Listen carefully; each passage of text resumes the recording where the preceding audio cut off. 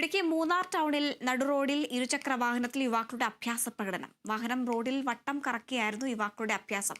യുവാക്കളിൽ ഒരാളെ പോലീസ് കസ്റ്റഡിയിലെടുത്തു, മറ്റൊരാൾ രക്ഷപ്പെട്ടു. ഇരുചക്ര വാഹനവും പോലീസ് പിടിച്ചെടുത്തു.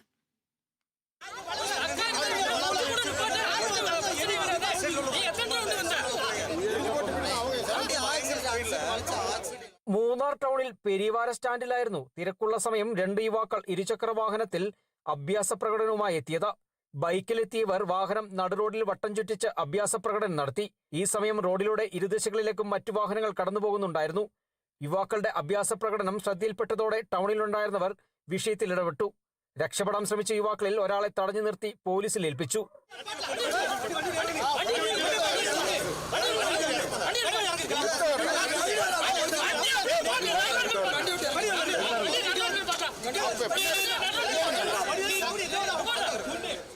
കൂടെയുണ്ടായിരുന്ന മറ്റൊരു യുവാവ് ഓടി രക്ഷപ്പെടുകയായിരുന്നു.